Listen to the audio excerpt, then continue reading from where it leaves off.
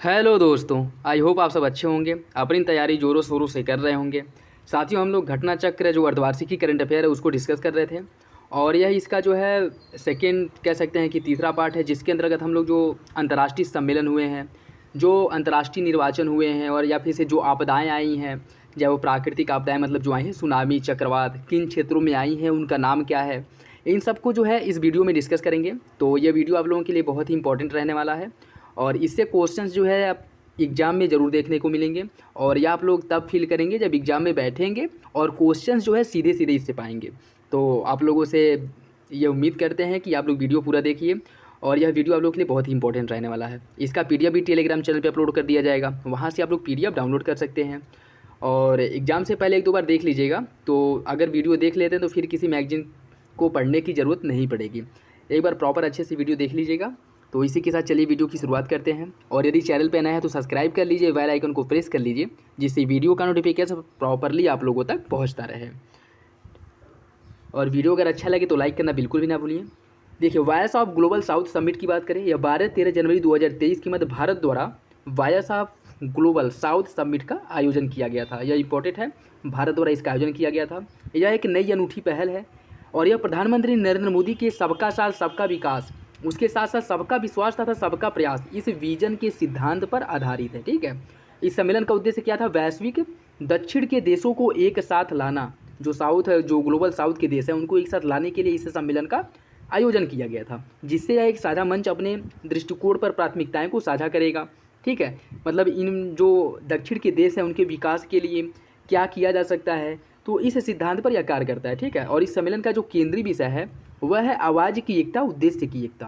ठीक है, इस सम्मेलन का आयोजन पहली बार किया गया है, तो इससे क्वेश्चन जो है पूछे जाने के चांसेज हैं। ठीक है, यह सम्मेलन वर्चुअल प्रारूप में आयोजित किया गया था और इसमें कुल 10 सत्र शामिल थे। इन 10 सत्रों में उद्घाटन और समापन सत्र राष्ट्र अध्यक्ष, शासनाध्यक्ष स्तरीय, जिसकी मेजबानी प्रधानमंत्री नरेंद्र मोदी द्वारा की गई थी। इसके अतिरिक्त इसमें जो है 8 मंत्री स्तरीय, जिसमें वित्त, पर्यावरण, विदेश, ऊर्जा, स्वास्थ्य, शिक्षा, वाणिज्य, व्यापार आदि इन सब के जो प्रमुख मंत्री हैं उन सब के सत्रों का भी इसमें आयोजन किया गया था। इस सम्मेलन में वैश्विक दक्षिण के 125 देशों के नेताओं और मंत्रियों ने भागीदार की थी। तो दक्षिण के जो 125 देश हैं इनके मंत्री और नेता इसमें भागीदार किए थे। इस सम्मेलन के समापन के दौरान प्रधानमंत्री नरेंद्र मोदी द्वारा एक नई पहल की घोषणा की गई है, आरोग्य मैत्री वैश्विक दक्षिण उत्कृष्टता केंद्र, वैश्विक दक्षिण विज्ञान एवं प्रौद्योगिकी पहल, वैश्विक दक्षिण युवा राजनयिक मंच, इन सब जो है पहलों की शुरुआत की गई है। वैश्विक दक्षिण की छात्रवृत्ति, आरोग्य मैत्री परियोजना के तहत भारत प्राकृतिक आपदाओं एवं मानवीय संकट से प्रभावित किसी भी विकासशील देश को आवश्यक चिकित्सकीय आपूर्ति उपलब्ध कराना, ये सभी जो है इसके अंतर्गत शामिल की गए हैं। ठीक है, नेक्स्ट देखिए, संयुक्त राष्ट्र पर जैव विविधता सम्मेलन जो COP15 का आयोजन किया गया है उसके बारे में। यह 7 से लेकर के 19 दिसंबर 2022 के मध्य जैव विविधता पर अभिसमय का पक्षकारों का जो सम्मेलन है, इसकी 15वीं बैठक का दूसरा चरण आयोजित किया गया था और इसके दूसरे चरण का आयोजन जो है मॉन्ट्रियल कनाडा में किया गया था। यह किस पे सम्मेलन था? यह जैव विविधता पर सम्मेलन था। ठीक है, बायोडाइवर्सिटी पर सम्मेलन था COP15। ठीक, तो इसे जो है आपका जो पेरिस जलवायु समझाइए, इस पर जो किया गया जलवायु परिवर्तन पर COP27 का हुआ है, उससे कन्फ्यूज मत करिएगा। ठीक, यह जैव विविधता पर COP15 का आयोजन था जो कनाडा के मॉन्ट्रियल में किया गया था। ठीक है, और इस सम्मेलन का जो पहला चरण है इसका आयोजन किया गया था चाइना में और दूसरा कहाँ किया गया? मॉन्ट्रियल के कनाडा में। इसमें अगर बात करें हम तो COP15 के साथ ही COP-MOP10 इसकी मीटिंग का भी आयोजन किया गया था और इसी के साथ जो MFE4 है इसका आयोजन किया गया था। ठीक है, तो इन दोनों का आयोजन भी इसी के साथ किया गया था। दिसंबर 2022 में संयुक्त राष्ट्र के तत्वावधान में आयोजित 15वीं अध्यक्षता चीन द्वारा की गई थी। सम्मेलन में Kunming Montreal global biodiversity framework को अपनाया गया था, जो GBF है इसे अपनाया गया था। ठीक है, ग्लोबल बायोडाइवर्सिटी फ्रेमवर्क को जो Kunming Montreal global biodiversity framework है GBF, इसे अपनाने की बात की गई थी, इसे अपनाया गया था। इसके अंतर्गत 4 उद्देश्यों 23 लक्ष्यों को शामिल किया गया है, जिन्हें 2030 तक प्राप्त करने का लक्ष्य रखा गया। ठीक है, इसमें 4 उद्देश्य हैं, 33 लक्ष्य हैं, 23 और इसे 2030 तक प्राप्त करने का लक्ष्य भी रखा गया है। 2030 तक जिन 23 लक्ष्यों को प्राप्त करने का लक्ष्य रखा गया उसमें जो प्रमुख शामिल हैं, जिसमें विश्व की कम से कम 30% भूमि, अंतर्देशीय जल, तटीय क्षेत्र और महासागरों का प्रभावी संरक्षण करना है। इसके साथ साथ खराब हुए स्थलीय, अंतर्देशीय जल और तटीय एवं समुद्री पारिस्थितिक तंत्र के कम से कम 30% की बहाली करनी है। ठीक है, तो संरक्षण और बहाली इन दोनों पर फोकस देने की बात की गई है। COP15 के प्रतिनिधियों ने GBF ग्लोबल जो बायोडायवर्सिटी फ्रेमवर्क है इसके भीतर लाभों के एक समान वितरण को सुनिश्चित करने के लिए बहुपक्षीय कोष स्थापित करने की भी बात की गई है। COP15 में बहुपक्षीय कोष जो मल्टीलैटरल फंड है इसके स्थापित करने की बात की गई है और इसे अंतिम रूप दिया जाएगा 2024 में, जो COP16 का आयोजन होगा तुर्की में। यह इंपॉर्टेंट है, ठीक है, याद रखिए, फैक्ट जो है पूछ सकता है।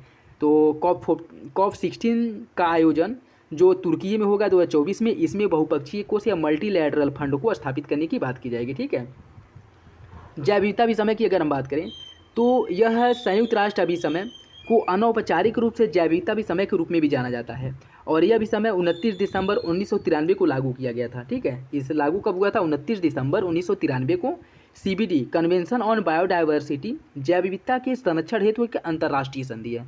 यह एक अंतर्राष्ट्रीय संधि है और यह अपने हस्ताक्षरकर्ताओं पर कानूनी रूप से बाध्यकारी है। ठीक है, तो याद रखिए, कानूनी रूप से बाध्यकारी समझौता है।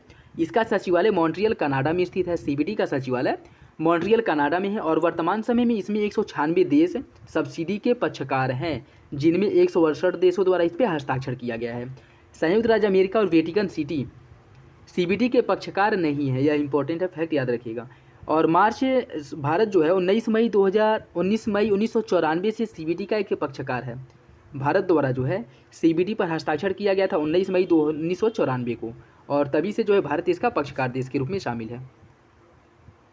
G20 शिखर सम्मेलन 2022 15 से 16 नवंबर 2022 को G20 शिखर के राष्ट्राध्यक्षों शासनाध्यक्षों का जो 17वां शिखर सम्मेलन है यह संपन्न हुआ और इस सम्मेलन का आयोजन बाली इंडोनेशिया में किया गया था।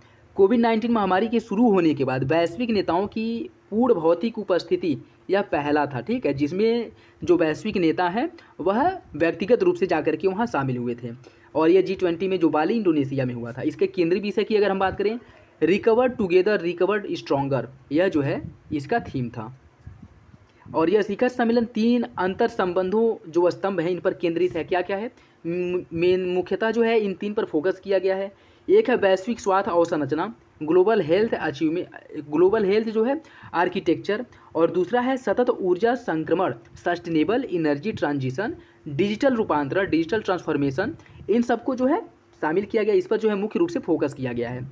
और 17वें G20 शिखर सम्मेलन में प्रधानमंत्री नरेंद्र मोदी ने भारत का प्रतिनिधित्व किया था और इस सम्मेलन में भारत के G20 शेरपा कौन थे? अमिताभ कांत।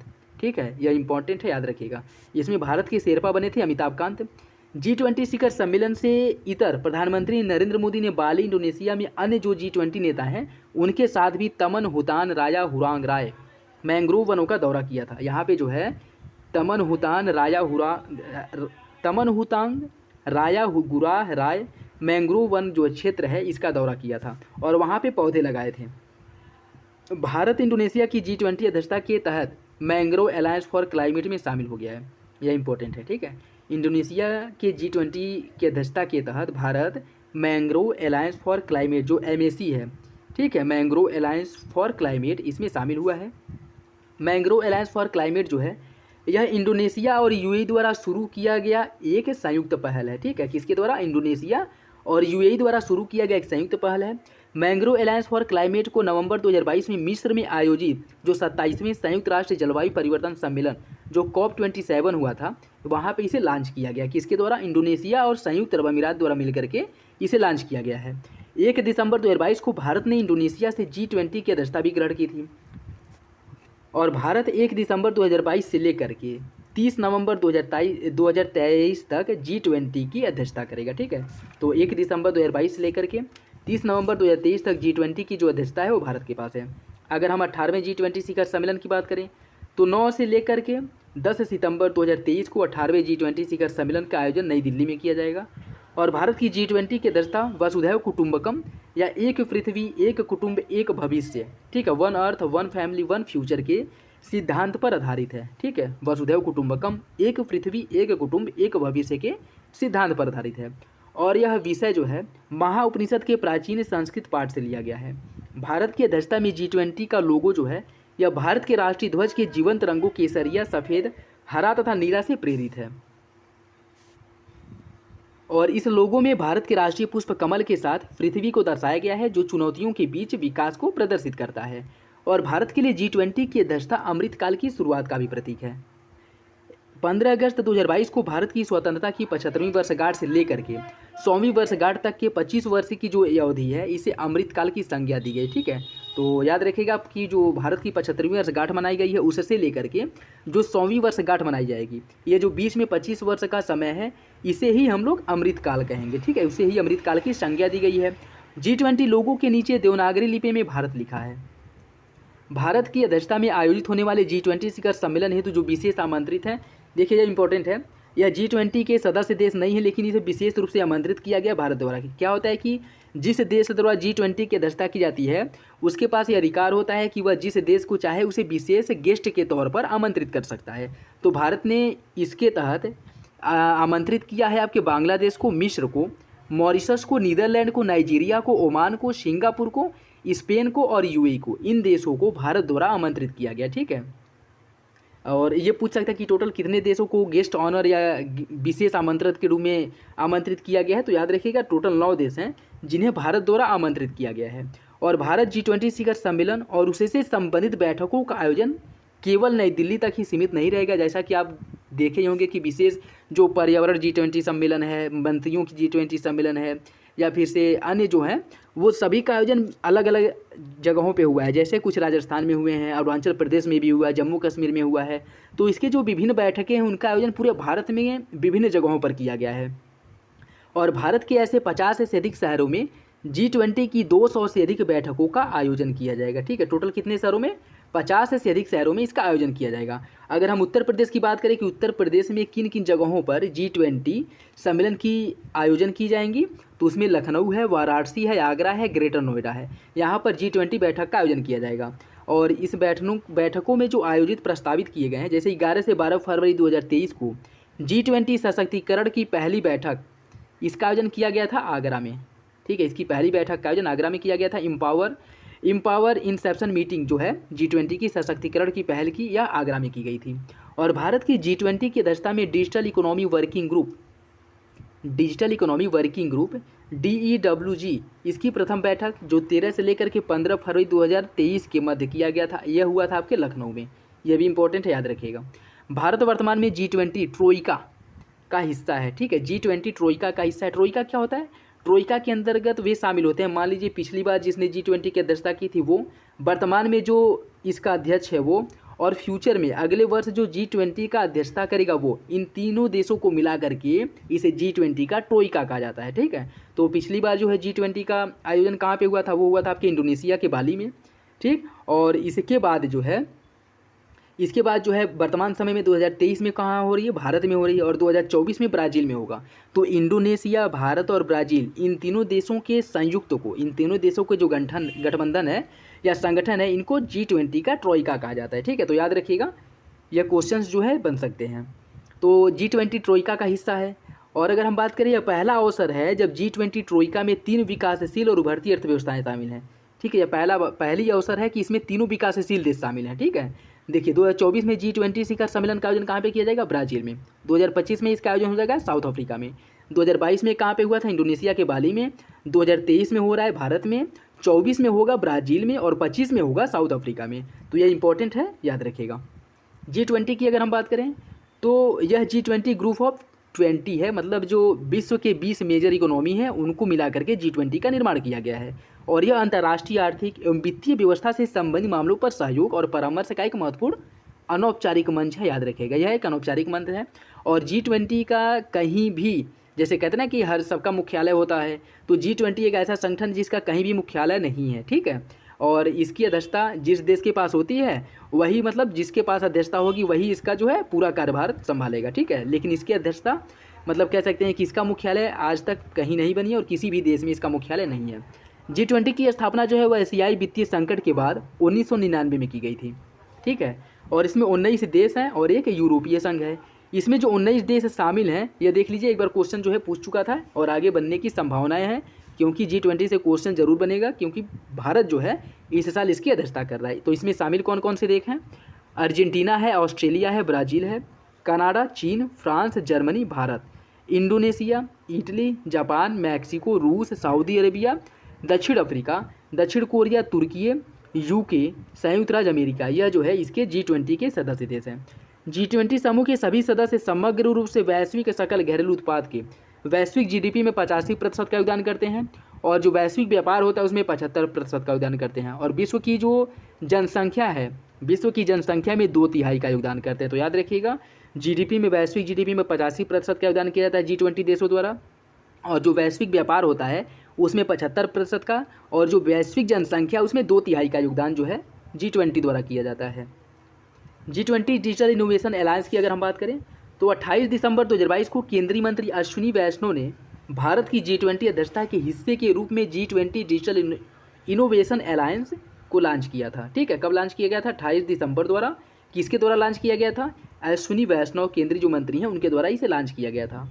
और इसका उद्देश्य क्या है? इसका उद्देश्य है कि G20 देशों के साथ साथ आमंत्रित जो गैर सदस्य राष्ट्र हैं उनमें स्टार्टअप द्वारा विकसित नवीन प्रभावशाली डिजिटल तकनीकों को पहचानना, उन्हें मान्यता देना और उन्हें अपनाने में सक्षम बनाना। ठीक है, यह जो है इसका उद्देश्य है।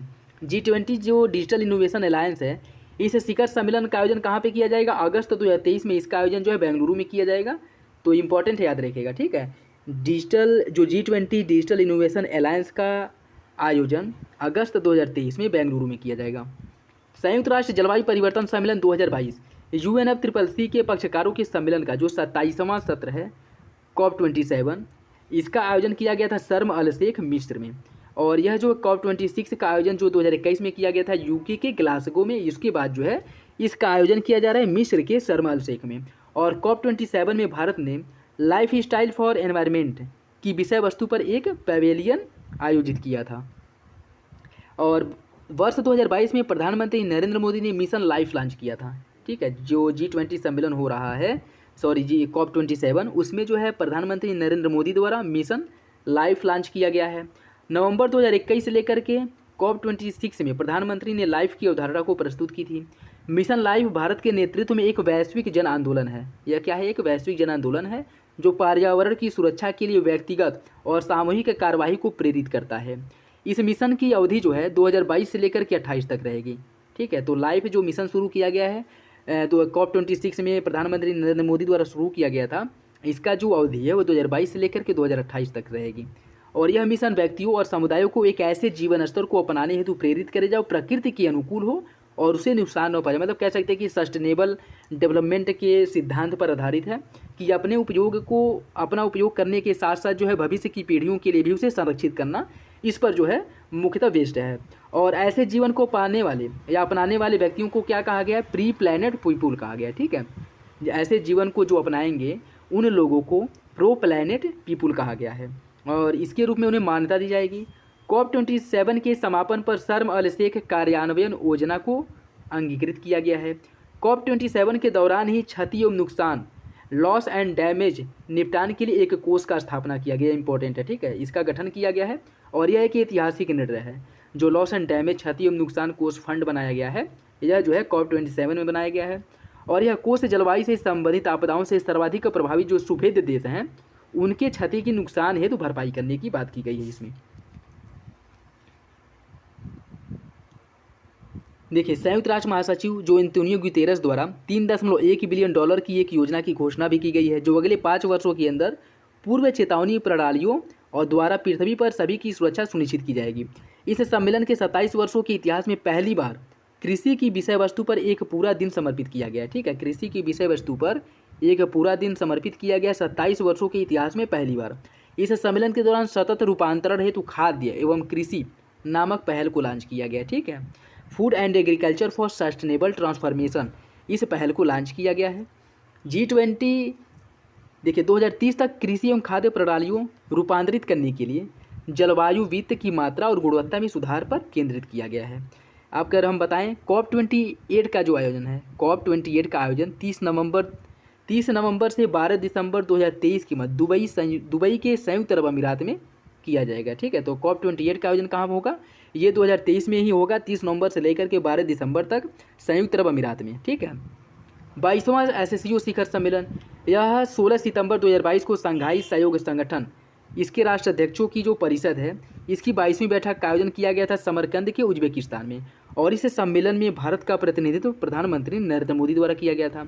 समरकंद के उपरांत समरकंद घोषणा पत्र भी जारी किया गया था। जैसे कोई संगठन किसी बैठक का आयोजन किया जाता है तो जहाँ पे जिस बैठक का आयोजन है तो उसी के नाम से घोषणा पत्र जारी किया जाता है, ठीक है। तो समरकंद घोषणा पत्र जारी किया गया था।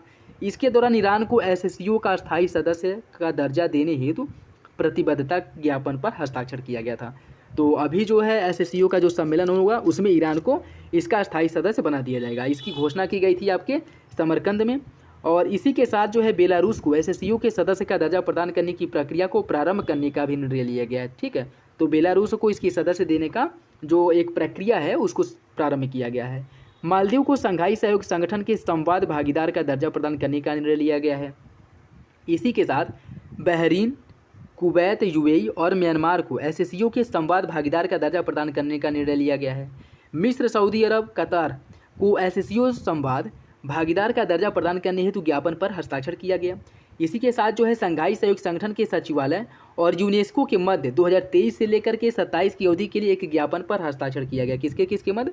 यूनेस्को के मध्य और संघाई सहयोग संगठन के सचिवालय के मध्य 2023 से लेकर के 2027 तक एक समझौते ज्ञापन पर हस्ताक्षर किया गया है।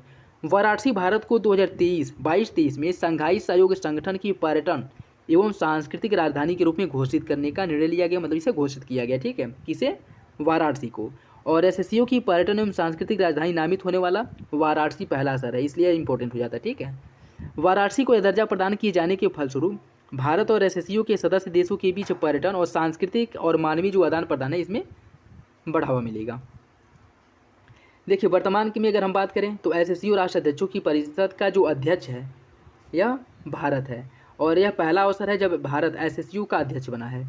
सितंबर 2022 से अगले एक वर्ष की अवधि के लिए एससीओ का जो अध्यक्ष देश है वो है भारत। और भारत द्वारा एससीओ की अध्यक्षता का केंद्रीय विषय क्या है? टूवर्ड्स ए सिक्योर एससीओ, यह जो है इसका थीम है या केंद्रीय विषय है।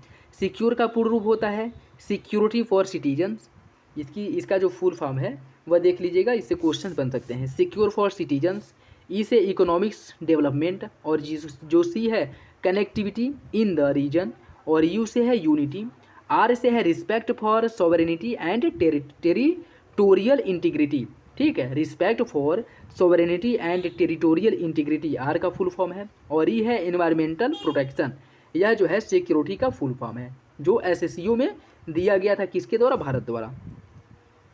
और 23वें एससीओ शिखर सम्मेलन का जो आयोजन है वो होगा आपके 2023 भारत में। भारत की मेज़बानी में 17 से 18 मार्च 2023 के वाराणसी में एससीओ पर्यटन मंत्रियों की बैठक की जाएगी। वाराणसी को पर्यटन वो क्षेत्र घोषित किया गया है, ठीक है। और यहीं पे जो है एससीओ के पर्यटन मंत्रियों की बैठक का आयोजन किया गया है 17 मार्च से लेकर के 18 मार्च 2023 के बीच, याद रखिएगा। अगर हम एससीओ के बारे में बात करें तो यह 8 सदस्यीय एक बहुपक्षीय संगठन है। इसकी स्थापना 15 जून 2001 को की गई थी। चीन में इसकी स्थापना हुई थी और इसमें जो देश हैं चीन है, भारत, कजाकिस्तान, किर्गिस्तान, रूस, पाकिस्तान, ताजिकिस्तान, उज्बेकिस्तान, यह जो है इसके सदस्य देश हैं। पूर्व सदस्यता ग्रहण करने के इच्छुक एससीओ के 4 पर्यवेक्षक कौन कौन है? अफगानिस्तान, बेलारूस, ईरान और मंगोलिया, यह ऐसे देश हैं जिनके द्वारा एससीओ की सदस्यता ग्रहण करने की रुचि दिखाई गई है। और एससीओ के 6 संवाद भागीदार देश हैं, उसमें है अर्मेनिया है, अजरबैजान, कंबोडिया, नेपाल, श्रीलंका और तुर्की ये है। भारत को 2005 में एससीओ के पर्यवेक्षक के रूप में दर्जा दिया गया था और 2017 में आस्ताना कजाकिस्तान में एससीओ शिखर सम्मेलन में इसे पूर्ण सदस्यता का दर्जा दिया गया था। और इसी समय भारत और पाकिस्तान दोनों को एससीओ का फुल मेंबर बना दिया गया था, ठीक है। पहला I2U2 शिखर सम्मेलन यह 14 जुलाई 2022 को I2U2 सम्मेलन के जो शासनाध्यक्षों की बैठक है यह जो है आभासी माध्यम से संपन्न हुआ। और प्रधानमंत्री नरेंद्र मोदी के अतिरिक्त इसमें इजराइल के तत्कालीन प्रधानमंत्री यार लैपिड थे और यूएई के राष्ट्रपति शेख मोहम्मद बिन जायद अल नहयान और अमेरिका के राष्ट्रपति जो बाइडेन इसमें शामिल हुए थे। I2U2 शिखर सम्मेलन यह खाद्य सुरक्षा संकट और स्वच्छ ऊर्जा पर केंद्रित है। खाद्य सुरक्षा संकट और स्वच्छ ऊर्जा पर यह मुख्यतः केंद्रित है। और भारत के संदर्भ में 2 प्रमुख संयुक्त परियोजनाओं की घोषणा की गई है। एक है भारत में एकीकृत खाद्य पार्कों की श्रृंखला और दूसरा है हाइब्रिड नवीकरणीय ऊर्जा परियोजना, यह I2U2 द्वारा इसकी घोषणा की गई थी। यूएई ने भारत में एकीकृत खाद्य पार्क की श्रृंखला विकसित करने के लिए भारत में $2 बिलियन का निवेश करने की घोषणा किया है। और यूएई 2023 में UNFCCC COP28 का मेजबानी भी कर रहा है। I2U2 समूह ने गुजरात के द्वारका में हाइब्रिड नवीकरणीय ऊर्जा परियोजना का समर्थन करने की घोषणा की। मतलब गुजरात के द्वारका में जो हाइब्रिड नवीकरणीय ऊर्जा परियोजना है इसकी स्थापना की जाएगी और इसमें जो है 30 मेगावाट पवन और सौर क्षमता शामिल है। ठीक है, और इस अक्षय ऊर्जा परियोजना हेतु अमेरिकी ट्रेड एंड डेवलपमेंट एजेंसी जो USTDA है, इसने पहल भी अपरिहार्य अध्ययन के लिए लगभग 330 मिलियन अमेरिकी डॉलर का वित्त पोषण करेगा। ठीक है, और यह परियोजना भारत में 2023 से लेकर के 2023 तक 500 गीगावाट गैर जीवाश्म ईंधन क्षमता प्राप्त करने का जो लक्ष्य रखा गया है उसे पूरा करने में योगदान देगा। I2U2 की बात करें, यह समूह 4 देशों का संगठन है जिसमें शामिल है भारत है, इजराइल है, संयुक्त अरब अमीरात है और UAE है। ठीक है, तो यह देश जो है इसमें शामिल है, संयुक्त अरब अमीरात अर्थात UAE और अमेरिका यह शामिल है इसमें। 18 अक्टूबर 2022 को आयोजित जो उपयुक्त 4 देशों के विदेश मंत्रियों की बैठक के दौरान इसकी परिकल्पना की गई थी और यह पश्चिमी एशिया में दक्षिण एशिया को अमेरिका से जोड़ेगा और इसी के उद्देश्य से जो इसकी स्थापना की गई थी, मतलब इनके बीच जो है व्यापार और अन्य उद्देश्यों से कैसे जो है साझा मतलब रणनीति को बनाया जा सकता है, उनसे पूरा किया जा सकता है। 48वां जो G7 शिखर सम्मेलन है यह 26 से लेकर के 28 जून 2022 के मध्य इसका आयोजन किया गया था और G7 शिखर सम्मेलन की अध्यक्षता जर्मनी द्वारा की गई थी और इस शिखर सम्मेलन का आयोजन स्लास एल्माऊ बावेरियन आल्प्स जर्मनी में संपन्न किया गया था और यह 7वां अवसर था जब जर्मनी ने G7 सम्मेलन का आयोजन किया था। मतलब इससे यह जो है ऐसा 7वां अवसर था जब जर्मनी द्वारा इसकी अध्यक्षता की गई थी। पहली बार हुआ था इसमें 1978 में, फिर 85 में, फिर 92 में, 99, 2007 और 15 और यह अभी हुआ है 2022 में। ठीक है, तो याद रखिएगा G7 शिखर सम्मेलन 2022 में G7 सदस्यों जिसमें जर्मनी है, फ्रांस है, UK, Italy, Japan, Canada, America और यूरोपीय संघ है, इनके नेताओं द्वारा भाग लिया गया था। इसके अतिरिक्त जर्मनी द्वारा कुछ देशों को आमंत्रित किया गया था जिसमें अर्जेंटीना है, भारत है, Indonesia, Senegal, South Africa, Ukraine, इन सब देशों को इसमें शामिल किया गया था गेस्ट के रूप में। G7 शिखर सम्मेलन 2022 में भारत का प्रतिनिधित्व प्रधानमंत्री नरेंद्र मोदी द्वारा किया गया था और G7 द्वारा G7 की अध्यक्षता progress towards L equitable world के केंद्रीय विषय पर आधारित था। ठीक है, progress towards an equitable world के सिद्धांत पर आधारित था। ठीक है, और इसकी अगर हम बात करें तो इसमें मुख्यतः जलवायु संकट की वैश्विक प्रतिक्रिया के रूप में खुला एक सहयोग क्लाइमेट क्लब स्थापित करने पर सहमति बनी है। G7 देशों द्वारा क्लाइमेट क्लब बनाने की सहमति बनी है और G7 देशों द्वारा विश्व बैंक के सहयोग से मई 2022 में खाद्य संकट की प्रतिक्रिया के स्वरूप global alliance for food security की स्थापना की गई। किसके सहयोग से यह की गई है? आपके विश्व बैंक के सहयोग से global alliance for food security की स्थापना की गई है G7 देशों द्वारा। ठीक है, तो याद रखिएगा 1 जनवरी 2023 को जापान G7 का अध्यक्ष बन गया है, 1 जनवरी 2023 को। और जो 49वां G7 शिखर सम्मेलन 2023 है यह हिरोशिमा जापान में आयोजित किया जाएगा, तो ये भी याद रखिएगा, इंपॉर्टेंट है। नेक्स्ट देखिए, इसमें हम लोग जो अंतर्राष्ट्रीय निर्वाचन हुए हैं उसको जो है कवर करेंगे। नेपाल के राष्ट्रपति देखिए 13 मार्च 2023 को नेपाल के कांग्रेसी पार्टी के रामचंद्र पांडेली नेपाल के नए राष्ट्रपति बने हैं और 2008 में नेपाल के गणतंत्र बनने के बाद यह देश के तीसरे राष्ट्रपति बने हैं और इन्होंने विद्यादेवी भंडारी का स्थान लिया है। ठीक है, तो ज़्यादा डीप में जाने की जरूरत नहीं है।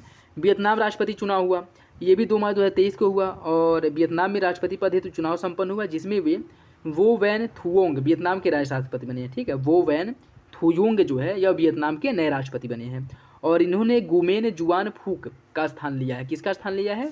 गुमेन जुआन फूक का स्थान इनके द्वारा लिया गया है। शी जिनपिंग पुनः निर्वाचित हुए हैं। 2023 में शी जिनपिंग तीसरी बार चीन के राष्ट्रपति के रूप में इन्हें निर्वाचित किया गया है और यह जो है माओ जेडांग के बाद चीन के सबसे ताकतवर राष्ट्रपति बन गए हैं। ठीक है, माओ जेडांग के बाद, और इनका कार्यकाल जो है वो 5 वर्ष का होगा। नाइजीरिया राष्ट्रपति चुनाव यह भी 22 से 25 फरवरी को हुआ था और इसमें जो है बोला अहमद अदेकुनले टिनुबू यह जो है विजयी घोषित हुए हैं और यहाँ के नाइजीरिया के राष्ट्रपति बने। कौन? बोला अहमद अदेकुनले टिनुबू, और यह जो है टिनुबू ये राष्ट्रपति का पदभार ग्रहण किए हैं और यह वर्तमान में मोहम्मद बुहारी नाइजीरिया की जो राष्ट्रपति हैं इनका स्थान लिए हैं। इक्वेटोरियल गिनी के प्रधानमंत्री, यहाँ पर भी चुनाव संपन्न हुआ और मैनुअल रोका बोटे इक्वेटोरियल गिनी की पहली महिला प्रधानमंत्री बनी है। यह इंपॉर्टेंट है। ठीक है, मैनुअल रोका बोटे यह गिनी की पहली महिला प्रधानमंत्री बनी है। बांग्लादेश में भी राष्ट्रपति चुनाव हुआ और यहाँ पे 22वां राष्ट्रपति चुनाव संपन्न कराया गया और वर्तमान समय में अब्दुल हामिद का कार्यकाल जो है 23 अप्रैल 2023 को समाप्त होने के बाद मोहम्मद शहाबुद्दीन चुप्पू बांग्लादेश के नए राष्ट्रपति बने। कौन? मोहम्मद शहाबुद्दीन चुप्पू बांग्लादेश के नए राष्ट्रपति बने हैं। साइप्रस में भी राष्ट्रपति चुनाव संपन्न हुआ था और इस चुनाव में निर्दलीय प्रत्याशी निकोसा क्रिस्टोडेलाइट्स निकोस क्रिस्टोडेलाइट्स यह 51.97% मतों के साथ साइप्रस के नए राष्ट्रपति बने हैं और यह जो है निकोस एनास्तासियादेस इनका स्थान लिए हैं। ठीक है, तो यह जो है याद रखिएगा। चेक गणराज्य में भी राष्ट्रपति चुनाव संपन्न हुए 2023 में और इस चुनाव में नाटो सैन्य समिति के पूर्व अध्यक्ष पेट्रा पावेल विजयी हुए हैं। ठीक है, यह इंपॉर्टेंट है, यह क्वेश्चन बन सकता है। पेट्रा पावेल जो है 9 मार्च 2023 को राष्ट्रपति का पदभार ग्रहण किए हैं और इन्होंने मिलोस जेमैन का स्थान लिया है। न्यूजीलैंड के प्रधानमंत्री चुनाव, यहाँ पर जो है क्रिस हिपकिंस ने यह पद तत्कालीन प्रधानमंत्री जैसिंडा आर्डर्न के त्यागपत्र के बाद ग्रहण किया है। तो यहाँ पे नए प्रधानमंत्री कौन बने हैं? क्रिस हिपकिंस यहाँ के न्यूजीलैंड के नए प्रधानमंत्री बने हैं, जो जैसिंडा आर्डर्न के बाद यहाँ के नए प्रधानमंत्री बने हैं। नेपाल के नए प्रधानमंत्री, यहाँ पे भी 26 दिसंबर को चुनाव संपन्न हुआ और जो पुष्प कमल दहल प्रचंड हैं, यह नेपाल के नए प्रधानमंत्री के रूप में शपथ लिए हैं। आयरलैंड में प्रधानमंत्री चुनाव हुआ था 2022 में। यहाँ के लिए वारडाकर का प्रधानमंत्री के तौर पर दूसरा कार्यकाल है। जो लियो वारडाकर हैं, यह दूसरी बार प्रधानमंत्री के रूप में चुने गए हैं। ठीक है, पेरू की पहली महिला राष्ट्रपति, इससे पूर्व यहाँ देश फर्स्ट वाइस प्रेसिडेंट के रूप में कार्यरत था और इस पद पर इन्होंने पेट्रो कैस्टिलो का स्थान लिया है। ठीक है, तो डीना बोलुआर्टे पेरू की पहली महिला राष्ट्रपति बनी है। डीना बोलुआर्टे। फिजी आम चुनाव 2022, इस चुनाव के बाद पीपुल्स अलायंस पीए पार्टी के नेता सितिवेनी राबुका इन्होंने 24 दिसंबर 2022 को प्रधानमंत्री पदभार ग्रहण किया और इस पद पर इन्होंने फैक बैनीमारामा इनका स्थान लिया है। ठीक है, तो ये भी याद रखेगा। मलेशिया में जो आम चुनाव हुआ था, इस पद पर इन्होंने जो है किसने? अनवर इब्राहिम, इन्होंने मलेशिया के 10वें प्रधानमंत्री के रूप में पदभार ग्रहण किया है। और स्लोवेनिया में राष्ट्रपति जो चुनाव हुआ था, इसमें नताशा पिर्क मसूर यह स्लोवेनिया की प्रथम महिला राष्ट्रपति बनी है। ठीक है, नताशा पिर्क मूसर स्लोवेनिया की पहली महिला राष्ट्रपति बनी है और इन्होंने बोस्त पहोर का स्थान लिया है। ठीक है, तो देख लीजिए जो निर्वाचन होते हैं अंतर्राष्ट्रीय, उससे एक क्वेश्चन आप लोगों को जरूर देखने को मिलेगा। तो हो सकता है कि इसमें से कोई एक क्वेश्चन जो एग्जाम में आपको देखने को मिल जाए। ठीक है, तो इसे जो है आप लोग देख लीजिएगा एक बार। डेनमार्क आम चुनाव हुआ था और इस चुनाव में सोशल डेमोक्रेटिक पार्टी विजयी हुआ और सोशल डेमोक्रेटिक पार्टी के नेता मेटे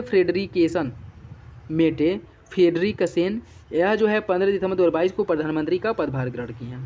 ठीक है, और यह मेटे फ्रेडरिकसेन जो है डेनमार्क की दूसरी महिला और सबसे युवा महिला प्रधानमंत्री बनी है। इजराइल विधायी चुनाव 2022 में संपन्न हुआ था। इस चुनाव में बेंजामिन जो नेतन्याहू हैं लिकुड पार्टी के, यह सर्वाधिक 32 सीट जीते हैं और बेंजामिन नेतन्याहू ने इजराइल के नए प्रधानमंत्री के रूप में पदभार ग्रहण किया है। तो ये भी देख लीजिएगा, इंपॉर्टेंट है। ऋषि सुनक ब्रिटेन के नए प्रधानमंत्री बने हैं और यह जो है बोरिस जो कंजर्वेटिव पार्टी से रिलेटेड है ऋषि सुनक, और ब्रिटेन के नए प्रधानमंत्री के रूप में पदभार ग्रहण किए हैं और यह जो है लिज ट्रस जो हैं उनके स्थान पर इन्हें प्रधानमंत्री बनाया गया है। ब्राज़ील में आम चुनाव हुआ था और ब्राज़ील में राष्ट्रपति, उपराष्ट्रपति, नेशनल कांग्रेस आदि के लिए चुनाव संपन्न हुआ और इसमें लुइज इनासियो लूला डी सिल्वा ब्राज़ील के नए राष्ट्रपति के रूप में निर्वाचित हुए हैं। ठीक है, लुइज इनासियो लूला डी सिल्वा ब्राज़ील के नए राष्ट्रपति बने हैं। कोलंबिया में राष्ट्रपति चुनाव संपन्न हुआ और वह यहाँ पे जो है गुस्ताव पेट्रो कोलंबिया के नए राष्ट्रपति के रूप में पदभार ग्रहण किए हैं। तो ये भी इंपॉर्टेंट है, देख लीजिएगा। नेक्स्ट देखिए, जो अंतर्राष्ट्रीय आपदाएं हैं उनसे रिलेटेड। माउंट मेरोपी ज्वालामुखी, यह इंडोनेशिया के जावा द्वीप पर ज्वालामुखी प्रस्फुटन हुआ था। यह इंडोनेशिया का सबसे सक्रिय ज्वालामुखी है और यह जो है प्रशांत महासागर के जो रिंग ऑफ फायर है उसमें अवस्थित है और माउंट मेरोपी की जो ऊंचाई है 2911 किलोमीटर है। तो याद रखिएगा, और यह बेसाल्टिक चट्टानों से निर्मित है। ठीक है, बेसाल्टिक चट्टानों से निर्मित है, इंडोनेशिया में स्थित है। वहाँ पे एक सक्रिय ज्वालामुखी है और प्रशांत महासागर के रिंग ऑफ फायर क्षेत्र में स्थित है। चक्रवात फ्रेडी देखिए, 21 फरवरी 2023 को उष्णकटिबंधीय चक्रवात फ्रेडी यह पहली बार मेडागास्कर अफ्रीका तट पर लैंडफॉल किया था। ठीक है, तो कहाँ पे आया था? मेडागास्कर में आया था उष्णकटिबंधीय चक्रवात फ्रेडी और इस चक्रवात का प्रभाव Mozambique, Zimbabwe, Malawi, Madagascar, Zambia और रियूनियन द्वीप में देखा गया था। फ्रेडी चक्रवात जो है ऑस्ट्रेलिया के तट पर विकसित हुआ था और दक्षिण हिंद महासागर को पार करते हुए लगभग 8000 किलोमीटर की दूरी तय करके मेडागास्कर में टकराया था। ठीक है, और यह अब तक के इतिहास में सर्वाधिक दिनों तक लगभग 34 दिनों तक रहने वाला चक्रवात है, तो इम्पोर्टेंट है। ठीक। और नासा के अनुसार इस चक्रवात ने इतिहास में किसी भी दक्षिणी गोलार्ध के तूफान की तुलना में सबसे अधिक संचित चक्रवात ऊर्जा होने का रिकॉर्ड बनाया है। देखिए, इस चक्रवात को बहुत गंभीर उष्णकटिबंधीय चक्रवात के रूप में वर्गीकृत किया गया है। इस चक्रवात को 6 फरवरी 2023 को ऑस्ट्रेलियाई मौसम विज्ञान ब्यूरो द्वारा फ्रेडी नाम दिया गया था। तो फ्रेडी नाम किसके द्वारा दिया गया था? ऑस्ट्रेलियाई जो मौसम विज्ञान है उसके द्वारा इसे फ्रेडी नाम दिया गया था। चक्रवात गैब्रियल 11 फरवरी 2023 को चक्रवात गैब्रियल न्यूजीलैंड में आया था और प्रारंभ में यह उष्णकटिबंधीय चक्रवात था जो न्यूजीलैंड में उपोष्णकटिबंधीय तूफान के रूप में परिवर्तित हो गया। 8 फरवरी 2023 को ऑस्ट्रेलियाई मौसम विज्ञान द्वारा इसे गैब्रियल नाम दिया गया था, तो इसी के द्वारा इसका भी नाम भी दिया गया था। और इस चक्रवात को गंभीर श्रेणी के थर्ड के तहत वर्गीकृत किया गया, कैटेगरी थर्ड में रखा गया है। और यह चक्रवात जो है 1968 में आए चक्रवात गिसेल के बाद न्यूजीलैंड से टकराने वाला अब तक का सबसे घातक चक्रवात है। याद रखिएगा, 1968 में जो चक्रवात आया था गिसेल, उसके बाद न्यूजीलैंड से टकराने वाला सबसे घातक चक्रवात है। न्यूजीलैंड के इतिहास में आपात की यह तीसरी उद्घोषणा है। इसके बाद जो है इसमें न्यूजीलैंड में आपात की उद्घोषणा की गई थी, जो चक्रवात के बाद आपातकाल के बाद ये तीसरी जो है वो की आपातकाल की गई है। ठीक है। तुर्की और सीरिया में भूकंप आया था 6 फरवरी 2023 को। दक्षिण में मध्य तुर्की और सीरिया में जो 7.8 तीव्रता का अति गंभीर भूकंप था। और भूकंप का जो अधिकेंद्र था वह दक्षिण मध्य तुर्की का जो गाजियाटेप शहर है वहाँ पे था। और इस भूकंप के दोनों देशों ने लगभग 57,000 लोगों की मृत्यु हुई है। ठीक है, दोनों देशों में मिला के लगभग 57,000 लोगों की मृत्यु हुई है। और 6 फरवरी 2023 को वहाँ पे जो आपदा ग्रसित लोग हैं या फिर से जो मलबे में फंसे थे उनको बचाने के लिए भारत द्वारा ऑपरेशन दुष्ट का संचालन किया गया था। भारत में राहत सामग्री तथा राष्ट्रीय रक्षा प्रतिक्रिया बल भेजने के लिए C-17 ग्लोबमास्टर 3rd विमान का सहारा लिया गया था। और 2022 में रूस द्वारा यूक्रेन पर आक्रमण के दौरान भारत ने पड़ोसी देश से भारतीय नागरिकों को सुरक्षित निकालने के लिए ऑपरेशन गंगा का संचालन किया था। जोशीमठ भू धसाव, देखिए जनवरी 2023 में इसरो की एक रिपोर्ट में जोशीमठ में 27 दिसंबर 2022 और 8 जनवरी 2023 के मध्य 5.4 सेंटीमीटर भू धसाव का खुलासा किया गया। जोशीमठ जो उत्तराखंड के चमोली जिले में स्थित एक छोटा शहर है। और रिपोर्ट के अनुसार अप्रैल-नवंबर 2022 के मध्य जोशीमठ में 9 सेंटीमीटर का धसाव उत्पन्न हुआ है। और इसरो ने इस रिपोर्ट को तैयार करने के लिए कार्टोसैट जो 2S उपग्रह है इसका उपयोग किया था। कार्टोसैट 2S उपग्रह का उपयोग किया था। और जोशीमठ जो है वो भारत में भूकंपीय जोन के 5 के अंतर्गत आता है। ठीक है। चक्रवात मैंडम 9 दिसंबर 2022 को भारत के पूर्वी तट पर अर्थात जो बंगाल की खाड़ी है वहाँ पे उष्णकटिबंधीय चक्रवात उत्पन्न हुआ था मैंडम। और इसका लैंडफॉल क्षेत्र जो मामल्लपुरम है तमिलनाडु के आसपास वाले क्षेत्र में यह हुआ था। और भारत मौसम विभाग द्वारा इस तूफान को बहुत गंभीर चक्रवात की श्रेणी में रखा गया है। और इस चक्रवात का नामकरण संयुक्त अरब अमीरात द्वारा किया गया था मैंडस। ठीक है, तो याद रखिएगा भारत में जो चक्रवात आया था उसका नामकरण संयुक्त अरब अमीरात द्वारा किया गया था जिसका नाम था मैंडस। और इसका मतलब होता है खजाने का पिटारा। ठीक है, तो अरबी भाषा में इसका मतलब होता है खजाने का पिटारा। सितरंग चक्रवात जो 24 अक्टूबर 2022 को इस चक्रवात द्वारा बांग्लादेश में ढाया गया था। और इसने बांग्लादेश के अतिरिक्त भारत के जो पश्चिम बंगाल है, त्रिपुरा है, असम, मेघालय, इन क्षेत्रों में भी इसका प्रभाव देखा गया था। इस चक्रवात को सितरंग नाम किसके द्वारा दिया गया था? थाईलैंड द्वारा। तो यह इंपॉर्टेंट है, याद रखिएगा। ठीक है, सितरंग नाम दिया गया था थाईलैंड द्वारा और जो मैंडस नाम है वो दिया गया था UAE द्वारा। ठीक है। स्पंज विरंजन जून 2022 में न्यूजीलैंड के दक्षिण समुद्र तट पर स्पंज विरंजन की घटना देखने को मिली है। स्पंज विरंजन की अब तक की यह सबसे बड़ी घटना है। समुद्री स्पंज घने जो संरंध्र युक्त होते हैं जैसे जलीय होते हैं जो स्पंज जल की बड़ी मात्रा को शुद्ध करते हैं। और प्रवाल की तरह स्पंज को भी अधिक तापमान के कारण विरंजन का खतरा है। ठीक है, तो यह मुख्यतः जलवायु परिवर्तन के कारण जो है ये सभी आपदाएं और ये जो विरंजन की घटनाएं ये सब देखने को मिल रहा है। ठीक है, तो ये था आज का मतलब वीडियो यहीं समाप्त करते हैं। इसके अगले वाले पार्ट में साथियों हम लोग देखेंगे GI टैग देखेंगे। अब तक जो है इन 6 महीनों में भारत के टोटल 32 या 34 ऐसे उत्पाद हैं जिन्हें GI टैग प्रदान किया गया और ये विभिन्न राज्यों से संबंधित हैं। यूपी के इसमें बहुत सारे हैं, तो ये वह जो है उससे क्वेश्चन बनने की संभावना है। तो उस वीडियो को भी आप लोग देख लीजिएगा, इंपॉर्टेंट है। और इसमें जो मेनली जो इंपॉर्टेंट है करंट अफेयर में उन्हें बहुत अच्छे से प्रॉपर कवर कराया जा रहा है। तो एग्ज़ाम के पहले आप लोग ज़रूर देख लीजिएगा। थोड़ा सा मतलब लापरवाही जो है बहुत नुकसान कर सकता है। ठीक है, तो आप लोग कोशिश करिएगा कि एग्ज़ाम के पहले ज़रूर देख कर जाएँ। ठीक है, तो चलिए मिलते हैं अगले वीडियो में, तब तक के लिए धन्यवाद, जय हिंद।